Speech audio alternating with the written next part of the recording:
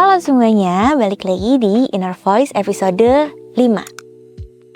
Sini kita akan bahas hal-hal yang lagi happening dan rasanya dekat banget sama kita tapi dari POV yang berbeda. So, langsung aja kita mulai. Pernah gak sih kalian memperlakukan orang lain sebaik mungkin tapi gak pernah dapat feedback yang sepadan? Udah effort mati-matian tapi malah kurang diapresiasi. Atau pas pesan makanan yang reviewnya bagus tapi yang datang malah sad food, gak sesuai sama ekspektasi. Termasuk momen Piala Dunia kemarin yang bisa ngubah vibe semua orang dalam satu malam ketika tim jagoannya ternyata kalah. Nah pertanyaannya, kok bisa ya hal-hal di luar kendali kita akhirnya mempengaruhi mood dan emosi kita sedalam itu? Dan mungkin banyak dari kalian yang masih questioning, wajar nggak sih kalau harus sampai ngerasa marah, sedih, seneng, atau bahkan ngerasa kecewa karena hal yang kita pengen tuh nggak sesuai sama harapan kita? Jawabannya, yes, wajar banget. Semua emosi yang muncul di saat sesuatu nggak berjalan sesuai rencana itu normal banget. Karena ketika kita naruh harapan besar pada sesuatu, otak kita tuh secara nggak sadar mengidentifikasi hal itu sebagai bagian dari kenyamanan atau bahkan kebahagiaan diri kita sendiri. Jadi, otak kita akan langsung ngerilis tuh yang namanya hormon dopamin atau hormon bahagia yang bisa bikin kita ngerasa happy, percaya diri, atau merasa bangga. Nah, kebalikannya nih, ketika apa yang kita harapkan tuh gagal, ekspektasi kita langsung jatuh dan patah sepatah-patahnya. Alhasil, hormon stres kita jadi naik, dan wajar banget kalau akhirnya muncul perasaan-perasaan kayak kecewa, sedih, atau bahkan marah.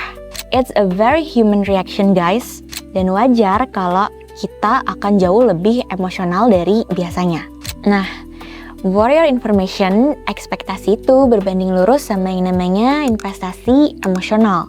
Kita tuh nggak akan berekspektasi sama hal-hal yang kita nggak peduli.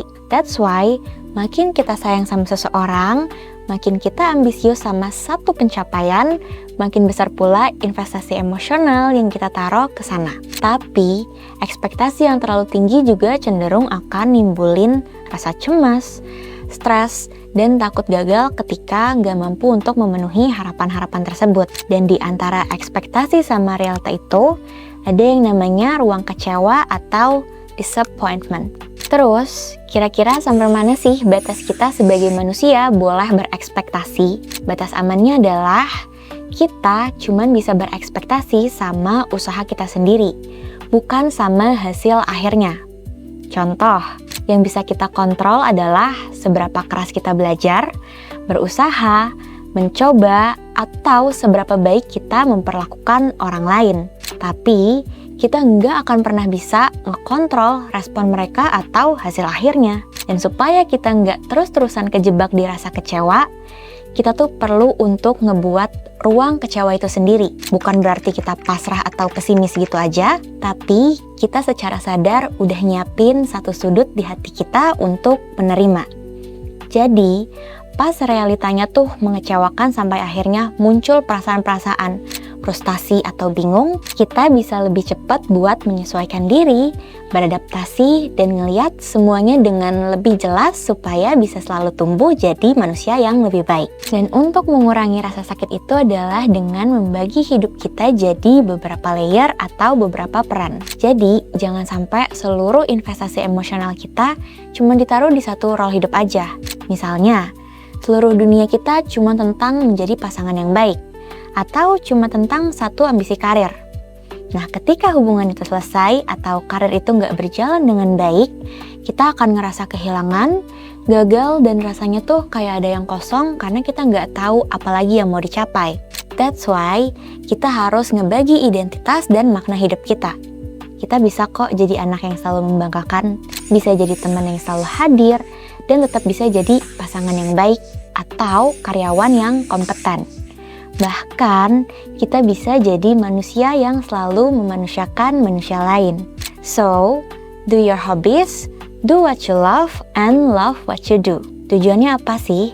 Supaya kalau ada satu layer hidup kita yang gagal, kita nggak akan kehilangan arah atau hancur sepenuhnya. Karena kita masih punya layer-layer yang bisa ngejaga identitas kita untuk tetap utuh. Pada akhirnya, ekspektasi itu emang bagian dari cara otak kita untuk bertahan hidup. Tapi ingat, jangan sampai ekspektasi itu yang malah balik ngekontrol kebahagiaan kita. Apalagi kalau realitanya gagal. Nah, otak kita emang harus dilatih buat menilai ulang beberapa situasi. Instead of mikir, kok gue gagal lagi ya? Kenapa ya? Dunia rasanya gak adil. Emangnya gue kurang apa? Coba deh, kalian nilai ulang dari sudut pandang yang lain. Misalnya, ya everything happens for a reason. Atau, kira-kira apa sih yang bisa gue pelajarin atau gue lakuin untuk kedepannya setelah kejadian ini? Nah, dengan menilai ulang situasi secara jauh lebih realistis, itu bisa ngebantu untuk ngejaga well-being kita supaya kita jauh lebih menerima. Semoga obrolan santai kali ini bermanfaat ya. And last but not least, gimana sih cara kalian biasanya ngeproses rasa kecewa atau masa-masa sulit yang ada? Jangan lupa untuk komen di bawah, and see you on the next episode. Bye-bye!